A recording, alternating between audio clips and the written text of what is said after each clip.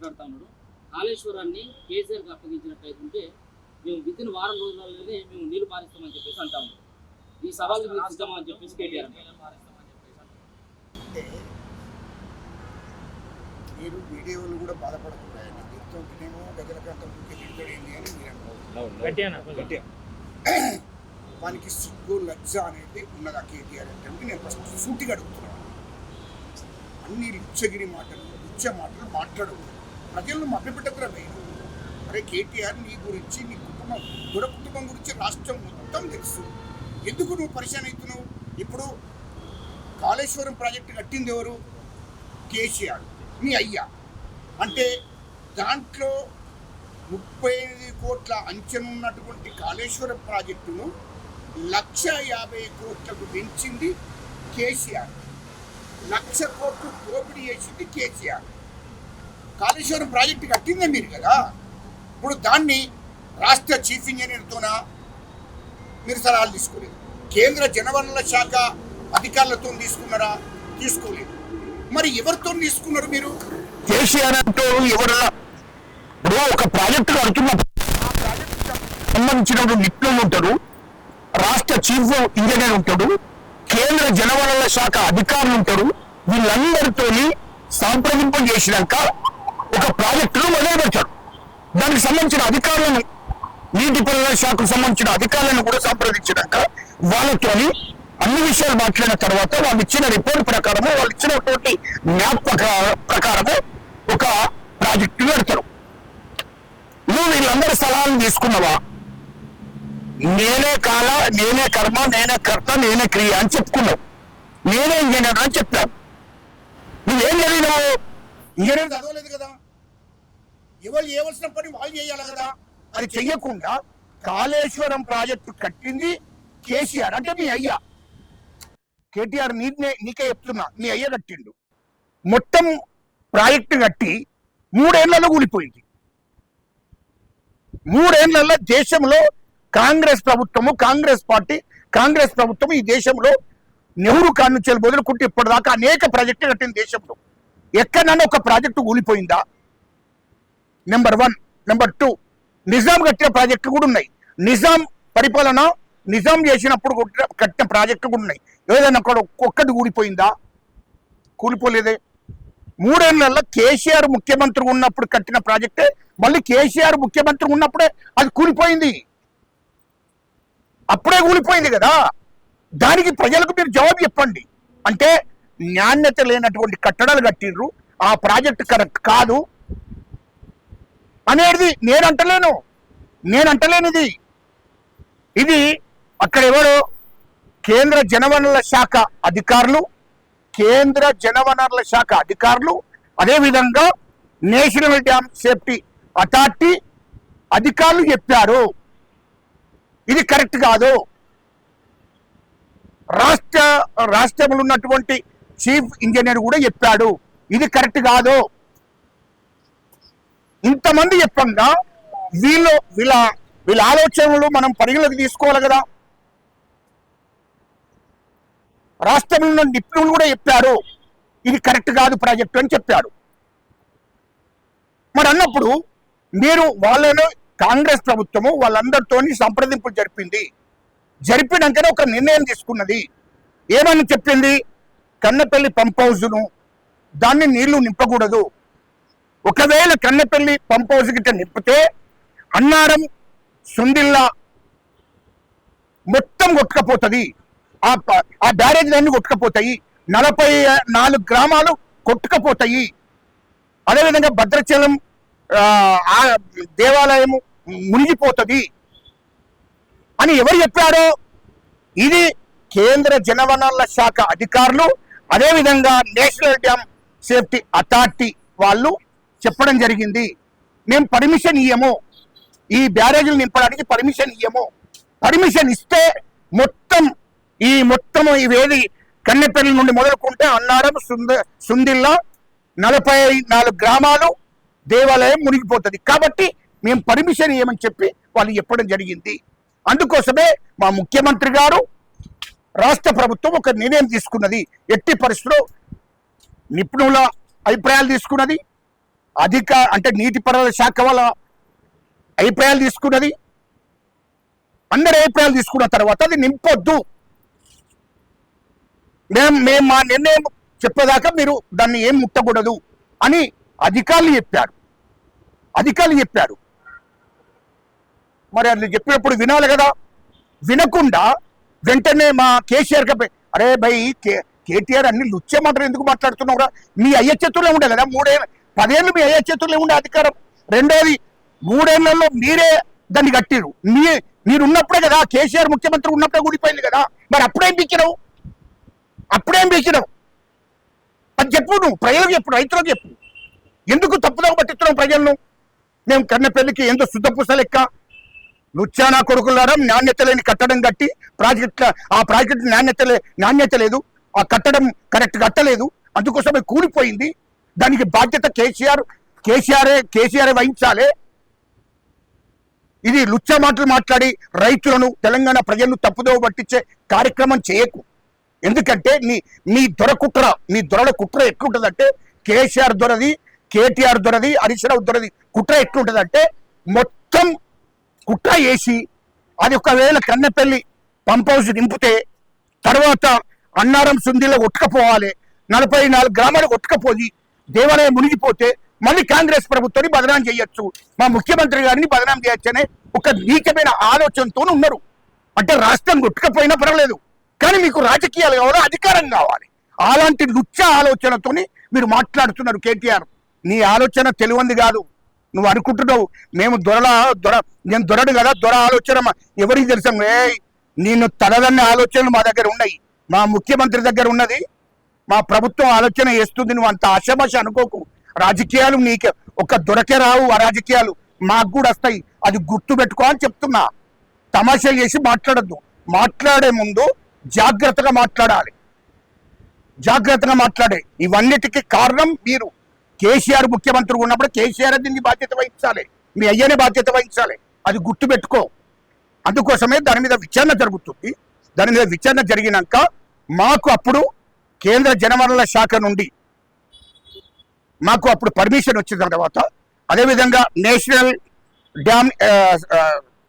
Dam safety authority వాళ్ళు మాకు permission ఇచ్చిన తర్వాత, అదేవిధంగా రాష్ట్రంలో చీఫ్ ఇంజనీర్ ఉన్నాడు, నీటిపారుదల శాఖ అధికారులు ఉన్నారు, వాళ్ళందరి అభిప్రాయాలు తీసుకున్న తర్వాత అప్పుడు Kaleshwaram project Kannepalli pump house కానీ దానికి సంబంధించిన ఏం చేయాలనేది మా ముఖ్యమంత్రి గారు ఆలోచన చేస్తాడు. మాకేంది మా ప్రభుత్వానికి, కాంగ్రెస్ ప్రభుత్వానికి కానీ మా ముఖ్యమంత్రి గారు ఆలోచన ఏంది? ఈ రాష్ట్ర ప్రజలను కాపాడుకోవాల్సిన బాధ్యత ఉంది, ఇది ప్రజాప్రభుత్వము, మా రైతులను కాపాడుకోవాల్సిన బాధ్యత ఉంది. కాబట్టి బాధ్యతతోనే వదులుతున్నాము. మీకు బాధ్యత లేదు కాబట్టి ఇష్టం వచ్చినట్టు మీరు 10 ఏళ్ళు రాష్ట్రాన్ని నాశనం చేసి పడేసారు మీరంతా. అందుకోసమే ఇది గుర్తుపెట్టుకో. కేటీఆర్ నువ్వు వేసే లుచ్చగిరి పనులు మాకు తెలియదు అనుకోకు. నీ అసలు రంగు బయట పెడతా, అది గుర్తుపెట్టుకోను. నేను కూడా తెలంగాణ ఉద్యమకారుణ్ణి, తెలంగాణకు నాయకత్వం వహించడండి, అది గుర్తుపెట్టుకో. రెండవది, ఇంకో విషయం మీకు ఎందుకు చెప్తున్నానంటే, కేటీఆర్ నువ్వు వేసిన తప్పులు కప్పిపుచ్చుకోకు.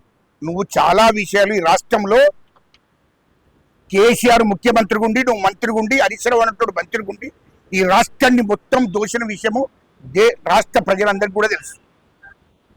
3 లక్షల కోట్లు దోషిండ్రు. ఇది వాస్తవం కాదా? హైదరాబాద్ చుట్టూ 30,000 ఎకరాల భూములను కబ్జా పెట్టిండ్రు మీ బీనాం పేర్ల మీద. ఇది వాస్తవం కాదా? చెప్పండి. మీకు ఎక్కడి నుండి వచ్చింది ఈ భూములన్నీ?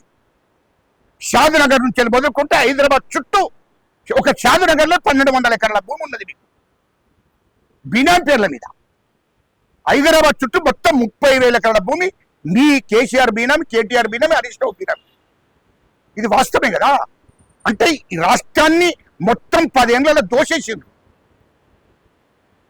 మీ చరిత్ర అంత తెలియంది కాదు. ఏంది మీ చరిత్ర? ఏదో అంటాడు కేటీఆర్, మా చరిత్ర ఏం చరిత్ర మీది మాకు సరే చెప్పండి. నేను చెప్పాను మీ చరిత్ర ఏందో మాకు తెలియదా? ఏం చరిత్ర? కేసీఆర్తో పోల్చొద్దు. ఈ రేవంత్ రెడ్డిని ఈ ముఖ్యమంత్రిని మా కేసీఆర్ ఎక్కడ, రేవంత్ రెడ్డి ఎక్కడ, రాహుల్ గాంధీతో పోల్చాలని చెప్తావు. అరే లుచ్చానా కొడుక, రాహుల్ గాంధీకి భూమికి ఆకాశానికి ఎంత తేడా ఉన్నదో అంత తేడు ఉంటుందని నీ అయ్యకున్న రాహుల్ గాంధీ గారికి. ఏంటిరా రాహుల్ గాంధీతో పోల్చుకునే స్థాయి మీది? రాహుల్ గాంధీ గోటికి కూడా సరిపోరు. రాహుల్ గాంధీ కుటుంబము ఈ దేశాని కోసం త్యాగం చేసింది. ఈ దేశానికి స్వతంత్రం తీసుకొచ్చిన కుటుంబం రాహుల్ గాంధీ కుటుంబము. ఈ దేశ ప్రజల కోసం కుటుంబమే త్యాగం చేసిండ్రు. ఈ దేశానికి స్వతంత్రం తీసుకొచ్చారు. ఈ దేశం కోసం ప్రాణత్యాగాలు చేసిన కుటుంబం అది. అంటే నెహ్రూ కాడ నుండి మొదలుకొట్టి ఇందిరాగాంధీ ఈ దేశం కోసం ప్రాణత్యాగం చేసింది ఇందిరమ్మ. రాజీవ్ గాంధీ గారు ఈ దేశం కోసం ప్రాణత్యాగం చేశాడు. ఈ దేశంలో రాహుల్ గాంధీ కుటుంబం కేటీఆర్ అరే లుచ్చానా కొడుక నేను చెప్తున్నా నేను, రాహుల్ గాంధీ గారి కుటుంబం ఈ దేశంలో ప్రధానమంత్రులు చేసిండ్రు, బీసీలను ప్రధానమంత్రులు చేసిండ్రు, మన్మోహన్ సింగ్ను ఈ దేశ ప్రధానమంత్రి చేసింది, కాంగ్రెస్ పార్టీకి ఒక ఎస్సీని జాతీయ అధ్యక్షుని చేసింది, ఒక బీసీని ఈ జాతీయ అధ్యక్షుని చేసింది కాంగ్రెస్ పార్టీ. ఈ దేశంలో మొత్తం అధికారంలో ఎస్సీలకు, ఎస్టీలకు, బీసీలకు, ఆదివాసులకు భాగస్వామ్యం చేసింది. మీరు ఇక్కడ చేసిండ్రా భయ్? మీరు ఏమైనా ముఖ్యమంత్రి చేసినారా? మీ అయ్యా ఏమైనా ఎస్సీని ముఖ్యమంత్రి చేసిండా? దళితుని ముఖ్యమంత్రి చేసిండా? బీసీని ముఖ్యమంత్రి చేసిండా? లేకుంటే మీ బీఆర్ఎస్ పార్టీ కనీసం పార్టీ అధ్యక్షుని చేసిండా? Party working president? అరే ఎక్కడ భయ్ మీరు ఏం త్యాగం చేశారని మాట్లాడుతున్నారు? పార్టీ పుట్టిన కాంచెల్ కేసీఆర్ పార్టీ అధ్యక్షుడు మీ పార్టీకి, నువ్వు వర్కింగ్ ప్రెసిడెంట్, శాసనపక్ష నాయకుడు కేసీఆర్, ఉపనాయకుడు హరీష్ రావు. ఇంకెక్కడిదిరా భయ్? నాకు అర్థం కాలేదు.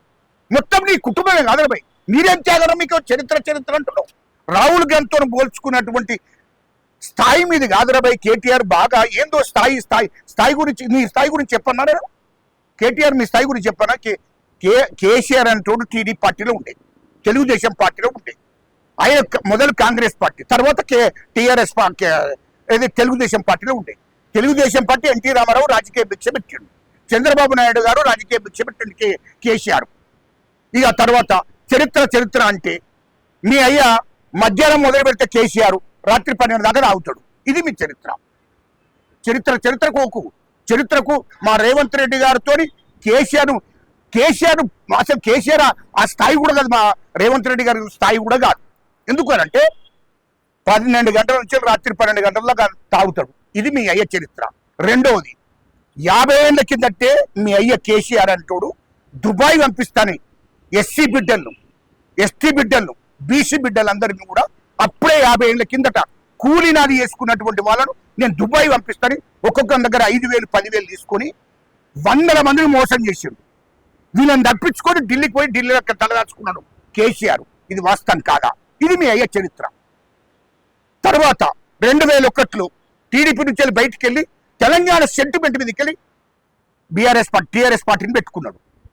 తెలంగాణ సెంటిమెంట్ని అడ్డం పెట్టుకుని ఏంటంటే మీ దొర ఏమైనా ఆలోచించిందంటే ఈ రాష్ట్రంలో రెడ్లు పరిపాలించారు, కమ్మలు పరిపాలిస్తున్నారు, నేను దొరడం ఎందుకు పరిపాలించకూడదని ఒక చెడ్డ ఆలోచన చేసి తెలంగాణ సెంటిమెంట్ని అడ్డం పెట్టుకొని, తెలంగాణ సెంటిమెంట్ గిట్ట లేకపోతే ఈ దొరలు ఈ రాజ్యానికి, ఈ రాష్ట్రంలో ఎవడు ఎన్నుకోడు, ఎవడు మిమ్మల్ని అధికారులకు రానియపోతుండే. కానీ తెలంగాణ సెంటిమెంట్ని అడ్డం పెట్టుకొని మీరు తెలంగాణ ఉద్యమానికి నాయకుడు కాదు, ఎవరో జర్నలిస్టులు అంటారు, మీడియా వాళ్ళు అంటారు, కొంచెం ఆలోచన వేసి మాట్లాడండి. ఎందుకంటే నేను మాట్లాడు బాగుండదు. కేసీఆర్ అనేటోడు టీఆర్ఎస్ పార్టీకి మాత్రమే అధ్యక్షుడు, తెలంగాణ రాష్ట్రానికి కాదు, తెలంగాణ ప్రజలకు కాదు, తెలంగాణ ఉద్యమానికి కాదు. అది ఎవడన్నాడు చెప్పనుకొని కొట్టారు జాతిపిత అన్న గాజుకుడు. ఎవడంటే వాడిని చెప్పు పట్టు కొడతారు. అది మీ మీడియా ద్వారా చెప్తున్నారు దయచేసి. ఎందుకంటే మీరు కూడా ఆలోచన వేయండి. వాడు ఎవరికే అరే జాతిపిత అయితే చెప్తున్నా కదా, మధ్యాహ్నం 12 నుంచి రాత్రి 12 దాకా ఒకటేడు కూడా జాతిపిత అవుతాడు. అవునే టీఆర్ఎస్ పార్టీ అధ్యక్షుడు. టీఆర్ఎస్ పార్టీకి జాతిపిత అనుకోండి, తెలంగాణ ప్రజలకు జాతిపిత కాదు. ఎందుకంటే తెలంగాణ ఉద్యమంలో నేను కీలక పత్రం వహించాను. ఉస్మానియా యూనివర్సిటీ పెరబర్తిరావు రాజారామ యాదవ్ అనేటోడు కీలక పత్రం వహించాడు. బిఏలో మా కోదండ రామ్ ఆ పొలిటికల్ చేసి నాయకత్వం వహించాడు. చెప్తున్నా అప్పుడు ఉద్యమానికి నాయకత్వం వహించినట్టు వాడు ఎటు మద్దతు తెలుపుకున్నాక అవసరం లేదు. ఉద్యమానికి నాయకత్వం వహించాడు, కోదండరాం వహించాడు, ఉద్యోగ సంఘాలు వహించాయి. ఎవడయా తెలంగాణ ప్రజల పక్షాన మేమున్నాము, టీఆర్ఎస్ పార్టీ పక్షాన కేసీఆర్ ఉన్నాడు. పార్టీకి మాత్రమే అధ్యక్షుడు. ఆ పార్టీని డెవలప్ చేసుకోవడం కోసం సెంటిమెంట్ని అడ్డం పెట్టుకొని మొత్తం తెలంగాణ అనే సెంటిమెంట్ అడ్డం పెట్టుకొని పార్టీని డెవలప్ చేసుకున్నాడు.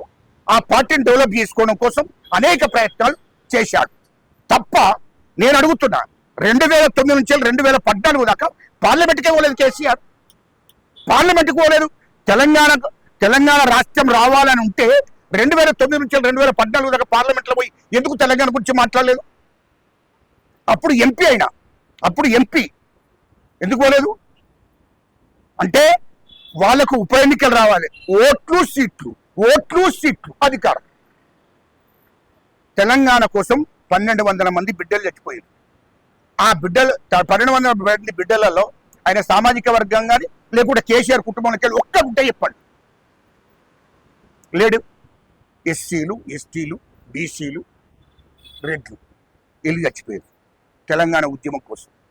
కేసీఆర్ కుటుంబం గురించి, కేసీఆర్ చరిత్ర అని కేటీఆర్ అంటుండు కదా, ఏం చరిత్రరా? ఏనాడన్నా తెలంగాణ కోసం కేటీఆర్ అంటూ జైలుకి వేయండా? హరీష్ రావు జైలుకి వేయండా? కేసీఆర్ జైలుకి వేయండా? మరి కేసీఆర్ కుటుంబంలో ఎవడన్నా చచ్చిండా? లేకుంటే కేసీఆర్ చచ్చిండా తెలంగాణ కోసం? ఎవడరా త్యాగమే? చరిత్ర అంటే ఏం చరిత్ర? ఏం చరిత్ర? తెలంగాణ సెంటిమెంట్ అడ్డం పెట్టుకొని ఈ రాష్ట్రంలో 2014లో మా సోనియా గాంధీ అమ్మ, మా కాంగ్రెస్ పార్టీ సోనియా గాంధీ అమ్మ తెలంగాణ రాష్ట్రం ఇచ్చిన తర్వాత ఎవడన్నాడు? ఏ గాడి కొడుకు అన్నాడు? సావు నోట్లు ఏం పెట్టిండ వాడు? ఈ సావు నోట్లో పెట్టినోడు సావాలి కదనే, మరి ఎందుకు చావలేదే? సావు నోట్లే మీకు తెలియదు. ఇంకోసారి చెప్తున్నా, దయచేసి మీ మీడియాకి చెప్తున్నా.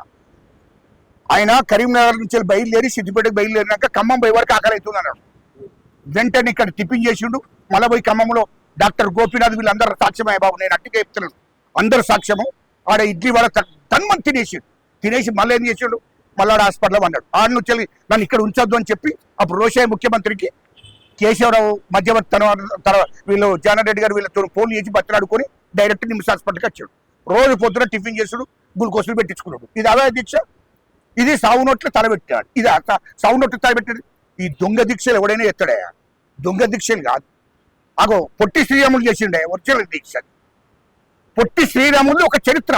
ఆయన ఆంధ్ర అయినప్పటికీ కూడా ఆంధ్ర కావాలని చెప్పి పొట్టి శ్రీరాములు దీక్ష చేసిండు. చనిపోయిండే దీక్ష చేసినోడు కావాలి కదా. నిజమైన దీక్ష చేస్తే అత్తడు మనిషి. నిజమైన దీక్ష చేయలేదు, దొంగ దీక్ష చేసినావు కాబట్టి నువ్వు బతికినావు. నువ్వు రాజకీయ అధికారానికి రావాలని చూసినావు అంతే తప్ప నువ్వు నిజమైన దీక్ష తెలంగాణ కోసం చేయలేట. తెలంగాణ కోసం చెప్తే ప్రాణత్యాగం చేస్తుండే. అంటే ఎందుకు చెప్తుండంటే, ప్రాణత్యాగం అంటే నువ్వు దీక్ష చేస్తుడు ఆ 8 రోజులు చేసినా అప్పుడే కనపడుతుంది. కానీ దొంగ దీక్ష పట్టిండు. దాని గురించి నేను దాని గురించి ఎక్కువ మాట్లాడదు. ఒకటి. రెండవది, ఇంకా చరిత్ర ఏంది? 2014లో సెంటిమెంట్ని అడ్డం పెట్టుకున్నాడు. ఆ సెంటిమెంట్ అడ్డం పెట్టుకొని ప్రజలు నమ్మిరు, ఓట్లేసారు. ఓట్లేసడానికి ఏం చేసిండు? 10 ఏళ్ళు దోషించాడు. 10 ఏళ్ళు బీసీలను అణిసివేసిండు, దళితుడు అణిసివేసిండు, మైనార్టీలను అణిసివేసిండు, ఎస్టీలను అణిసివేసిండు, తెలంగాణ ఉద్యమకాలను అణిసివేసిండు, నిర్బంధం పెంచాడు, స్వేచ్ఛ లేకుండా చేసాడు, రాచరిక పరిపాలన చేసాడు. ఆనాడు రజాకారులు కదా ఏ విధంగానైతే తెలంగాణ రాష్ట్రంలో చేసాడో అదే విధంగా కేసీఆర్ చేసాడు. తెలంగాణ ఉద్యమకాల మీద ఉక్కుపాదం పోపి అరెస్ట్ చేసి పడదెంగాడు. అరే మీ ఛానల్ రఘును తీసుకుపోయి లోపడేసాడు కదా. తిరుమల మీద 100 కేసులు పెట్టిరా బాబు. మీరు అది మర్చిపోకపోతే సరిపోతుంది. మీరు అర్థమైందా? మీరు కోదండరామన్ తీసుకుపోయి అరెస్ట్ చేసాడు. మందకృష్ణ మాదిగా జైల్లో పెట్టిండు.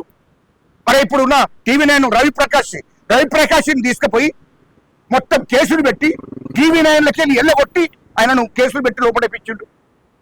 ABN 3 ఏళ్ళు ఆ ABN నడవకుండా వేసాడు. ఇంకేం చెప్పాలి? దీనికి ఉదాహరణ ఇంకేం చెప్పాలి? తెలంగాణ ఉద్యమకారుల మీద ఉక్కుపాదం మోపిండు. దళితులు ఎవరైనా రోడ్డు మీదకి వచ్చి ధర్నాలు చేస్తే కేసులు పెట్టి లోపటేసిండు. ఇప్పుడు కూడా మీరు కూడా 250 గజాల స్థలం ఇస్తాం ఉద్యమకారులకు అని చెప్పేసి మీరు కూడా హామీ ఇవ్వడం జరిగింది. ఇవ్వట్లేదంటూ కవిత మొన్న పోయి పోరాటం తీసుకొచ్చి నిజమైన బాధ్యత. మీరు మస్తు నీతులు చెప్తారా? కవిత చెప్తుంది, మీరు కూడా మంచిగానే చెప్తుండ్రు. కానీ ఇక దయచేసి నేను మొత్తం మాట్లాడేటట్టు చేయకుండ్రి. ఎందుకంటే మీరు మీడియా ద్వారానే మాట్లాడుతున్నా. నేను మొత్తం ఇప్పితే చాలా ప్రాబ్లం అవుతుంది. అంటే ఒకటి ఇప్పుడు నేను మాట్లాడినాక మొత్తం అదే చెప్తున్నా. ఇప్పుడు చరిత్ర అని ఇంకోసారి మాట్లాడద్దు. ఎందుకంటే చరిత్ర ఏంది అనేది, చరిత్రను సృష్టించేవాడు ఈ విధంగా మాట్లాడు. ఒక చరిత్రను సృష్టించేవాడు. ఇవాళ దేశంలో డాక్టర్ బాబాసాహెబ్ అంబేద్కర్ చరిత్రను సృష్టించాడు.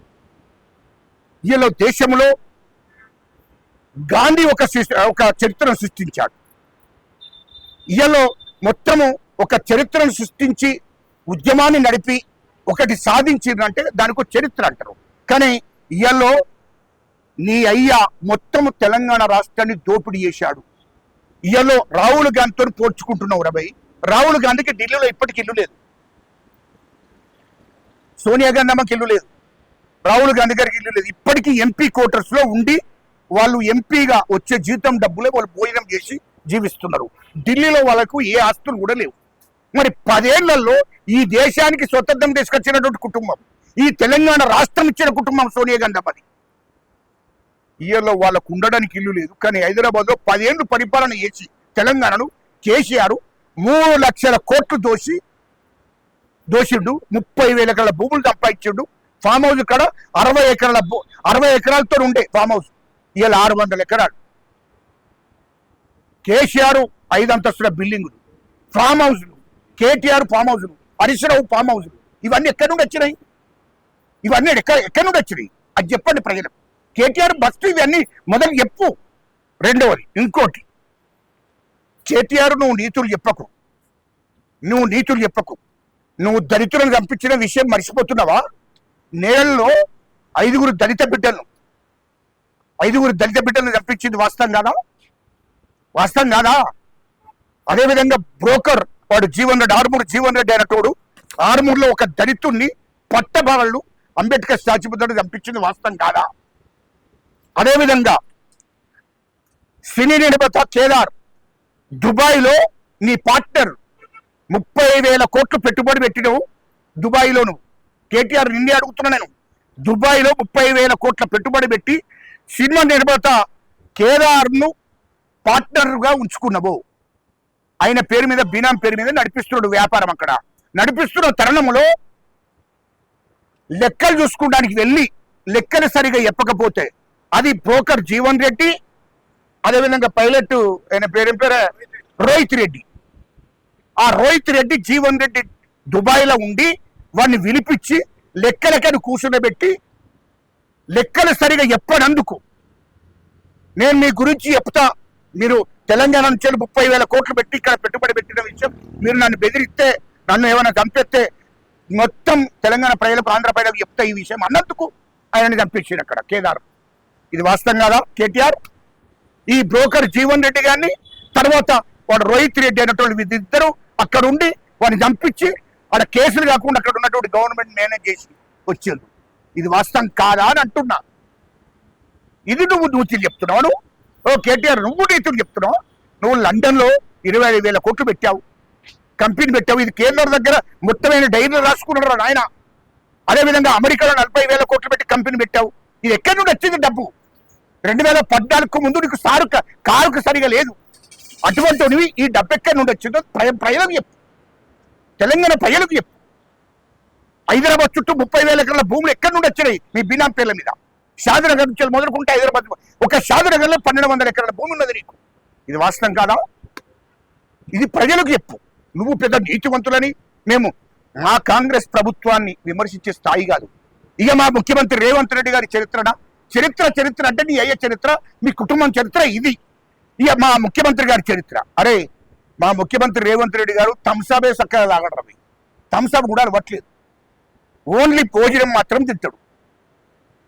అయినా మా ముఖ్యమంత్రి చరిత్ర జడ్పీటీసీ అయ్యిండు, స్వతంత్రంగా పోటీ చేసాడు, జడ్పీటీసీ అయ్యాడు, ఎమ్మెల్సీ అయ్యిండు, స్వతంత్రంగా పోటీ చేశాడు, ఎమ్మెల్సీ అయ్యిండు, తర్వాత ఎమ్మెల్యే అయ్యిండు, తర్వాత ఎంపీ అయ్యిండు, తర్వాత పిసిసి అధ్యక్షుడు అయ్యిండు, తర్వాత ముఖ్యమంత్రి అయ్యిండు. అంచెలంచెలుగా ఈ రాష్ట్ర ప్రజలలో తిరిగి ప్రజలను మెప్పించి ఒప్పించి ప్రజా పరిపాలన తీసుకొస్తా, ఈ దొరల గడిలను పలుగొడతా అంటాక వెంటనే తెలంగాణ ప్రజలు నమ్మి కాంగ్రెస్ పార్టీకి ఓట్లేశారు. మా రేవంత్ రెడ్డి గారిని రాష్ట్రానికి ముఖ్యమంత్రి చేశారు. ఇది మా ముఖ్యమంత్రి గారి చరిత్ర. తెలంగాణ ప్రజల చుట్టూ తిరిగాడు, పిసిసి అధ్యక్షుడు ఉండి తెలంగాణ రాష్ట్రం మొత్తం ప్రజలను మెప్పించాడు, ఒప్పించాడు. ఈ దొరల గడిలను పలుగొడుతున్న వాళ్ళే తెలంగాణ ప్రజలు నమ్మారు. కాంగ్రెస్ పార్టీ కోట్లు వేశారు. బద్దలు తెలంగాణ ఈ దొర గడిలను బద్దలు కొట్టాడు. బద్దలు కొట్టుడుతోనే తెలంగాణ ప్రజలందరూ కూడా మా ముఖ్యమంత్రి రేవంత్ రెడ్డి గారు వెన్నంటుండి మా కాంగ్రెస్ పార్టీ అధికారులకు తీసుకొచ్చారు. మా రేవంత్ రెడ్డి గారిని ముఖ్యమంత్రి చేశారు. ఇది మా ముఖ్యమంత్రి గారి చరిత్ర. చరిత్ర అంటే ఏంద్ర చరిత్ర మీది? చరిత్ర అని మాట్లాడుకున్న భయ్, చరిత్ర అంటే ఇంకా బాగున్నాయి. నేను ఇంకా చాలానే చెప్పినా, ఇంకా చాలా ఉన్నాయి మీ చరిత్రలు. ఇది కాదు అంటే ఎప్పుడు దమ్ముంటే చెప్పు. వాస్తవం కాదా ఇది? మాట్లాడే ముందు జాగ్రత్తగా మాట్లాడు. మేమేదో సక్కటోళ్ళము, మేమేదో సక్కటి పూసలము, మమ్మల్ని రమ్మని మిమ్మల్ని అవరా. ఇప్పుడు మొన్న ఇక హైదరాబాద్ నుంచి నువ్వు బయలుదేరిన ఒక కన్నపెళ్ళి రైతులు వచ్చినారు భయ్. నీ ఎమ్మెల్యేలు, నీ టీఆర్ఎస్ కార్యకర్తలు మాఫియా 100 బండ్లు వేసుకొని పోయినావు అంటే ప్రజలు నమ్ముతారు అనుకుంటున్నావు? తెలంగాణ ప్రజలు నమ్మేటట్టు లేరు. తెలంగాణ ప్రజలు దొర కుటుంబాన్ని నమ్మరు. కేసీఆర్ దొర కుటుంబాన్ని, కేటీఆర్ దొర కుటుంబాన్ని నమ్మరు. అది గుర్తుపెట్టుకో. ఎస్సీలు, ఎస్టీలు, బీసీలు, మైనార్టీలు 99% ఉన్న ప్రజలు ఇంకా దొరల రాజ్యం తీసుకురావాలని ఆలోచిస్తారా? దొరలను నమ్మి ఓట్లెత్తారు అనుకుంటున్నావా? అంటే అంత చాతగానే వాళ్ళకి అనుకుంటున్నావా? 99% ఉన్నాము ఈ రాష్ట్రంలో. అది గుర్తుపెట్టుకో. కేటీఆర్ అధికారం అనేది నువ్వు కాదు. నువ్వు కాళ్ళు మీదకి పెట్టి తల కిందికి పెట్టినా ఈ తెలంగాణ ప్రజలు మీ దొర కుటుంబాన్ని నమ్మరు అని చెప్తున్నాను. తెలంగాణ ప్రజలంతా కూడా కోరుకుంటున్నారు మళ్ళా ముఖ్యమంత్రి కేసీఆర్ కావాలని. ఎవరన్నాడు? ఎక్కడే కోరుకున్నాడు? కేటీఆర్ హరీష్ రావు గారు కోరుకుంటాడు. ఇంకెవడు కొడుతాడే? కొరుటుడే కూడా ఎవరు? రైతులా ప్రజల? ఎవరు? ప్రజలు రోడ్డు మీదకి వచ్చి సిగ్గుండాలరా భయ్. నీ దయచేసి నీకు సిగ్గుండారా? నేను అడుగుతున్నా. ఏ ప్రజలన్నా రోడ్డు మీదకి వచ్చి కేసీఆర్ కావాలన్నారు భయ్? మీ టీఆర్ఎస్ కార్యకర్తలు హరీష్ రావు, కేటీఆర్ మళ్ళా రావాలని అంటారు. కానీ ఎవరైనా బీసీలు, ఎస్సీలు, ఎస్టీలు, మైనార్టీలు, రెడ్లు ఎవరైనా మిమ్మల్ని మళ్ళీ అధికారులకు రావాలని అనుకుంటారా? అంటే ఈ రాష్ట్రాన్ని మొత్తం అమ్మేస్తానికే మీరు అత్తే. ఈ రాష్ట్రాన్ని మొత్తం ఇప్పుడు 3 లక్షల కోట్లు, రేపు 10 లక్షల కోట్లు సంపాదించుకుంటారు. దళితులు బతకనియరు మీరు అధికారులకు వస్తే, బీసీలను బతకనియరు, రైతులు బతకనియరు. ఇది మీ చరిత్ర. అందుకోసమే ఈ రాష్ట్రంలో తెలంగాణ ఉన్న ప్రజలు మిమ్మల్ని ఎస్సీ, ఎస్టీ, బీసీ, మైనార్టీలు, రెడ్లు నమ్మే పరిస్థితులు లేదు. దొర కుటుంబాన్ని ఖచ్చితంగా ఈ రాష్ట్రం నుంచి తరిమేలా చూస్తున్నారు. అన్నిటి మీద విచారణ జరుగుతుంది. ఖచ్చితంగా మీరు టీఆర్ జైలుకే పోతారు, తప్పదు. అది గుర్తు పెట్టుకొని మాట్లాడేటప్పుడు కొద్దిగా ఉండాలి. చరిత్ర అంటే ఏం చరిత్ర భయ్? చరిత్ర అంటే ఏం చరిత్ర? అందుకోసమే గుర్తుపెట్టుకో. చరిత్ర అంటే మా ముఖ్యమంత్రి గారిది చరిత్ర అంటే మా ముఖ్యమంత్రి గారిది చరిత్ర. అది గుర్తుపెట్టుకో. ఎందుకంటే చరిత్ర గురించి నువ్వు చెప్తున్నావా? అందుకోసమే తెలంగాణ ప్రజలు అన్ని ఆలోచిస్తున్నారు. ఇక నెక్స్ట్ బీఆర్ఎస్ కాలైతుంది. తొందరపడకు. కేటీఆర్ కాలైపోతుంది. ఎవరు ఉండే పరిస్థితులు లేరు. మీరు దాన్ని కాపాడుకోవాలని అనేక ప్రయత్నాలు చేస్తున్నారు. కానీ నీకు మరొకసారి చెప్తున్నా, తెలంగాణలో దళితులు కానీ, గిరిజనులు, ఆదివాసులు మీ పార్టీని నమ్మరు, బీసీలు నమ్మరు. ఇది గుర్తుపెట్టుకో. రైతులు అసలే నమ్మరు. ఇది గుర్తుపెట్టుకో. ఎట్టి పరిస్థితుల్లో మీ పార్టీని నమ్మే పరిస్థితి లేదు. దొర కుటుంబాన్ని నమ్మరు అని చెప్తున్నా.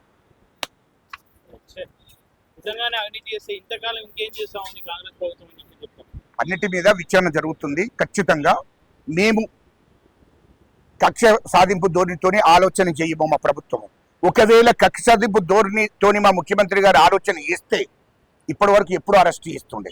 ఇద్దరి మధ్యలో ఒప్పందం కుదిరింది. నేను కొట్టినట్టు చేస్తాను, నువ్వు ఎట్టినట్టు ఇట్లానే కొనసాగితే పరస్పరంగా అని చెప్పేసి. మా ముఖ్యమంత్రి గారు ఆ చరిత్ర కాదు. మా ముఖ్యమంత్రి గారు నీతి నిజాయితీగా ప్రజల కోసం, ప్రజా శ్రేయస్సు కోసం 18 గంటలు పనిచేస్తున్నాడు.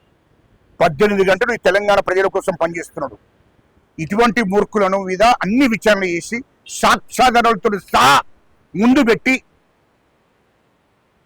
వాళ్ళను అరెస్ట్ చేసి టీఆర్ జైలుకు పంపాలని ఆలోచన చేస్తున్నాడు. అది గుర్తుపెట్టుకోవాలి. తప్పకుండా ఇంకొక 1 year లో చూసుకోలేరు.